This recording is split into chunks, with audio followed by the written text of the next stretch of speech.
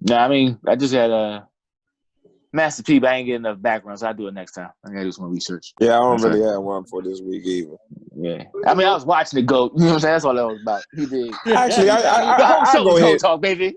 I go ahead and put one in Y'all say based goat? off of something from our production meeting. I want to give Larry Legend, Mr. Fitzgerald, some shine.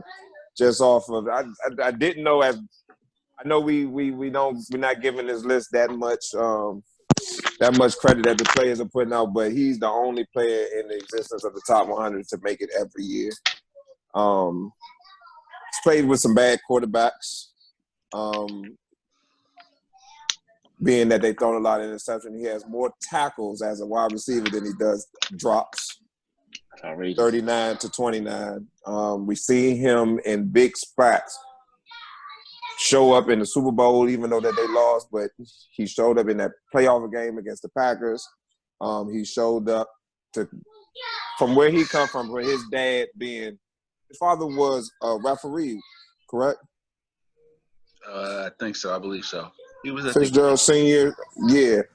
But him being a ball boy for the Minnesota Vikings when they had Randy Moss, Chris Carter, Jake Reed, Robert Smith, and to learn from those guys and to see them on a daily basis, definitely a weekly basis, we see why he performs the way that he does. He's the professional's professional. Never had any off the field issues. Appears to be a stand-up guy. He has gotten the Walter Payton Award, I do believe, or been considered for the Walter Payton Award. So yeah, this one in the conversation of greatest wide receivers, he does. I don't think he gets enough shine, and it's kind of like that quote when like, "Who's your best rapper?" Is Biggie, Tupac, Jay-Z. Like, well, what about Andre 3000? Oh well, yeah, we know about him. You know what I'm saying? He doesn't. He cuts the mustard every time, but he's not. He doesn't get to shine as much as his contemporaries or even his predecessors. So I want to shed some light on Fitzgerald. Yeah, that's something I picked up on the internet years ago. But yeah. I got two little things to say. But did you mention who Fitzgerald's quarterbacks were? Hey, they wasn't even worth it. If it wasn't Kurt Warner, it really wasn't even worth it. That's what I'm saying. Like it ain't like Peyton Manning was his quarterback for his whole career or something like that. So I mean, he ain't no bums though. Excuse me? Arizona, he had some bums. He had some bums. Or some guys that were on the downturn of their career, like when he got Carson Palmer, that wasn't like Carson Palmer he was for not the the Bengals. same. That was after they elbow brought him surgery. here because he was that Carson. They brought him there because he was Carson Palmer of the Bengals, right? No. Because Glenn, he went to Oakland after Cincy. Right. They just got him because they needed a quarterback, and it was like, all right, he's a quarterback, but like he wasn't. He extended Carson Palmer's career. Okay. All right. Well, shout out to Larry Legend, of course. My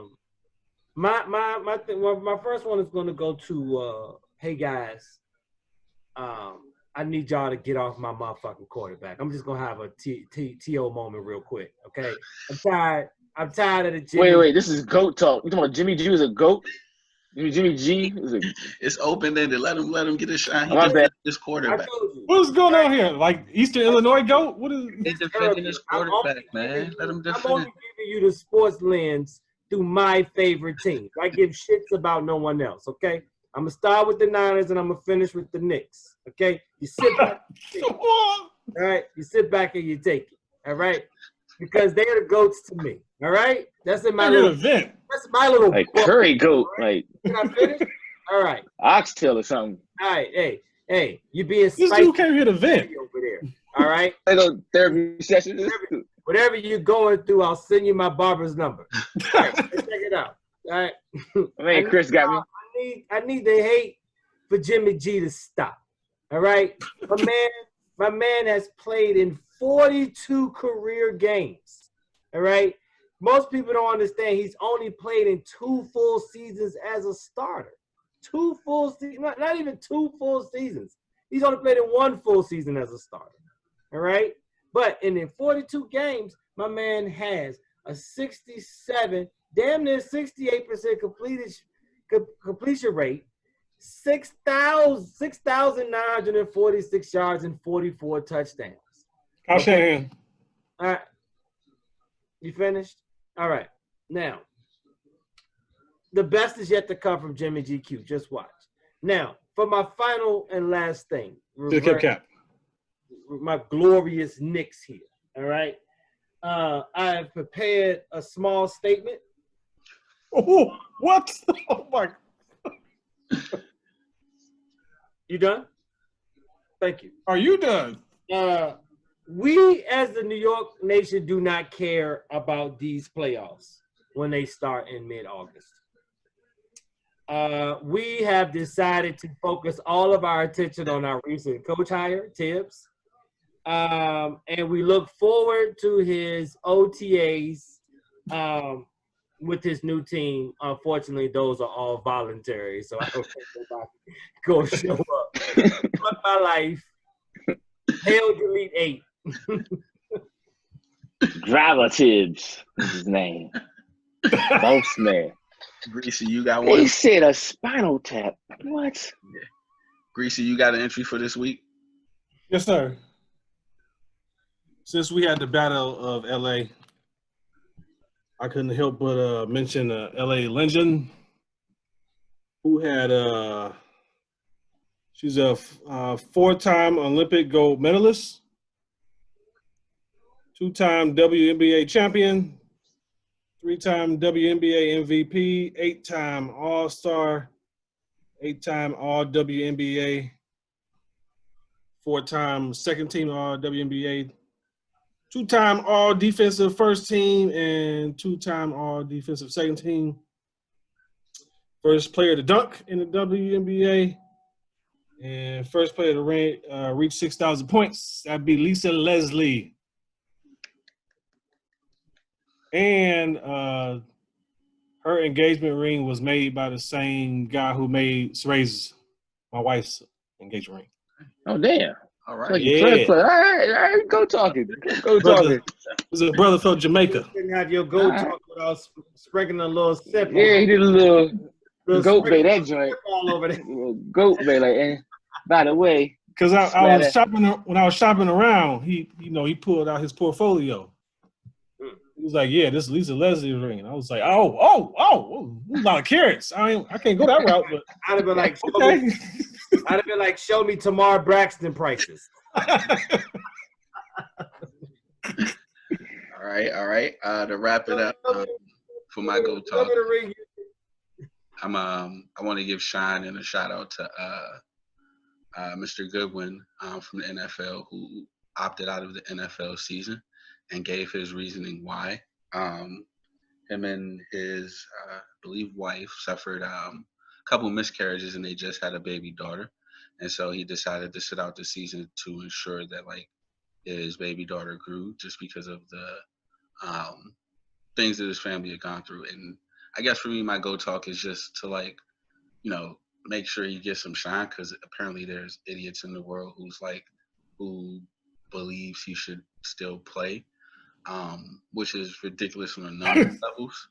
But for me, just the main level is like the thing of, like, just I don't think people understand just how difficult a miscarriage can be, just for a family. And so, like, for him, it wasn't a choice, but just for everyone else who's treating it as oh, well, you had the kid now, so you should just go play. It's not something that's really that easy. And so, like, hopefully it's not easy at all. Nothing easy about it.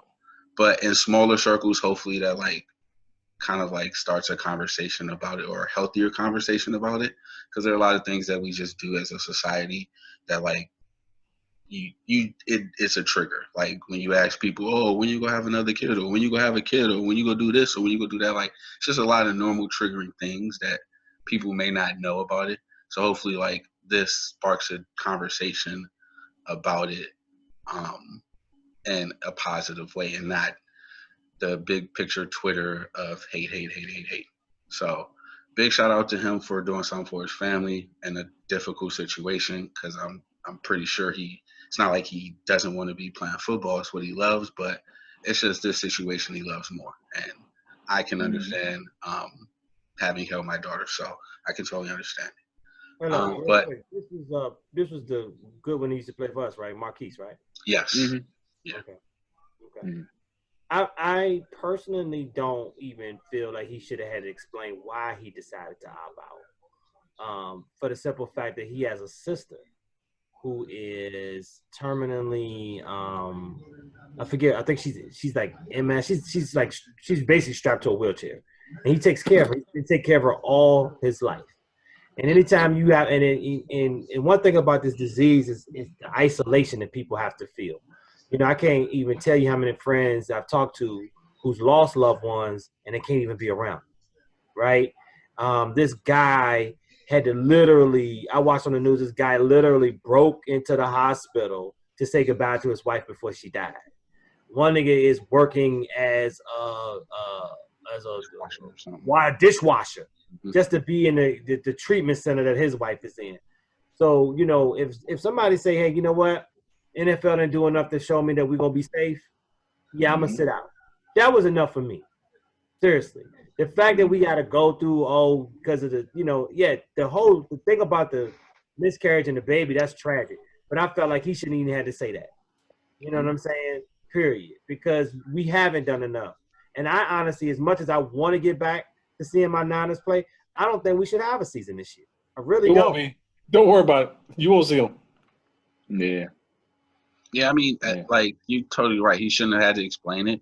The bigger problem than the NFL, like, is, and I didn't even think about this the other times we talked about this, like, their whole labor force is a walking, like, thing of, like, meets the health requirements for the coronavirus. You're either, if you're a lineman, you're generally overweight, which leads to other health ailments, and then we as African Americans have a higher rate with the virus. So right then and there, like, that's pretty much your entire league. And so, like, carrying cheerleaders that are super spreaders. So carrying you look at the coaching staff and the age. Bro, when they said that who was that? Bruce Arians is wilding. This bubble he like, okay, I'm gonna go out. I'm gonna go out on the field. I'm gonna get the best mask. I'm gonna down it for, like, bro. I'm like, yeah, like, this is honor. Like, fam, you are hitting every characteristic, and you got a little soul to you, bro. Like, yeah, you gotta go. And that's it. I mean, I don't know what you think. I mean, is it just the job? Like, they love it that much? No. But they got time to riff it. Nope. Here's what it is. Now, football players, by the time you get to the NFL, you have been told to play through injury, sickness, mental, anything that may be going on outside of your thing. And now we're asking them to not play through any of those things. So that's why we really can't have a season, because fever, body aches, soreness, those are all things as a football player you're trained to push through. Monday morning soreness, just lay in the bed, come back Tuesday, be ready to practice. Now, first sign of soreness, you need to go get a test. You need to go let us know. So many people who are still in that position of, I might not make this team if I get put on the COVID list. I'm just going to push through. I'm not going to tell them, I ain't sore. I just got to shake it out a little bit. And that's a culture thing. They can't just be like, all right, stop doing that. Because when the games start, coaches not going to be like, so-and-so told me his bones was hurt yesterday. Nope. That's our star QB. That's our star wide receiver. We need him in it. We got to win. He ready to go. Like, and that's the biggest problem with all of this. They're not equally invested. And so because they're not equally invested, it's never going to work out, because there's always going to be somebody who feels, I have to keep doing this. And they're not going to be like, I need to go take my temperature. I do have this question, though. How the hell is it that soccer hasn't had one reported case yet? And they put them in a bubble, and they sent the teams home and had cases. They sent it in the bubble. They had cases. They left them. Premier League is doing the bubble thing. Oh, I'm talking MLS. that's Europe. I mean, they do shit better. What I'm saying, I'm looking at a sport that's equivalent on a large scale, right? Nope. Because those large countries, scale contact sport necessarily, where social distancing is not the greatest thing that can happen, right? Those countries. My only equivalent to that is a sport that's going on right now would be soccer, right? Large teams, running, closeness, all that. Okay. Right. How is it that soccer hasn't had any reported cases, yet NFL's already have 19 niggas on the preliminary test just to go to training camp?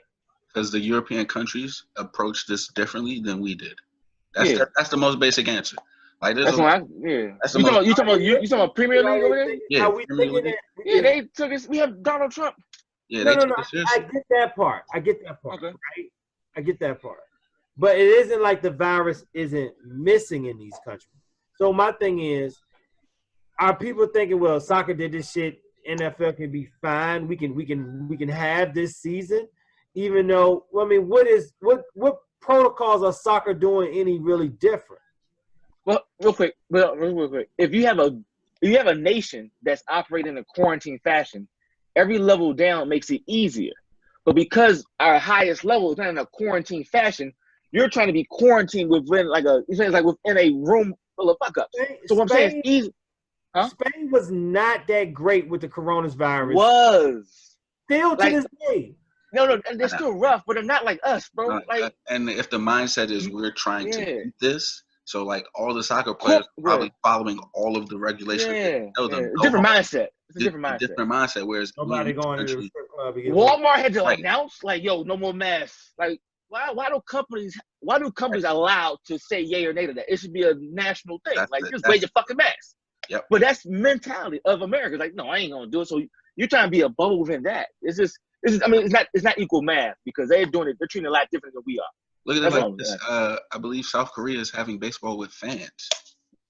Because there's some place that has fans. They're opening up. Yeah. Oh man, North Korea about to get their numbers up. They about to get South Korea's numbers up. They're gonna send somebody over the border just South Korea. That might be true. So that's why South Korea has no numbers. North Korea is just hitting a spike, and Kim Jong-un, he gonna say, fuck that. That's easy. You'll get South Korea numbers in a minute.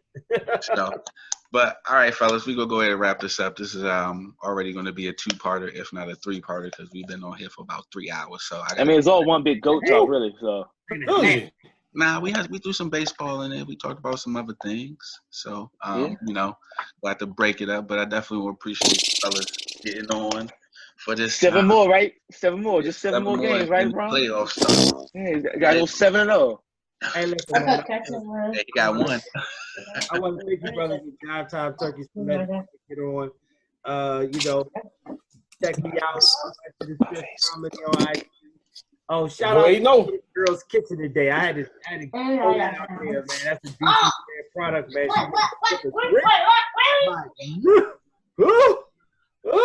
My bad, y'all. Podcast. Well, it's always a pleasure when you come through. So we appreciate you coming through. And thank everybody for listening.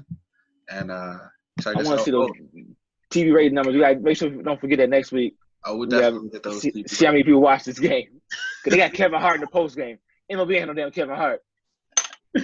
We'll definitely look at that. But follow us. We on all platforms now. Twitter, YouTube, podcast, wherever you get your latest podcast from. So check us out. JiveTimeTurkeys.com. I think it works now. JiveTimeTurkeys.com. So until next time, peace. Peace. Later, good people. Mm-hmm.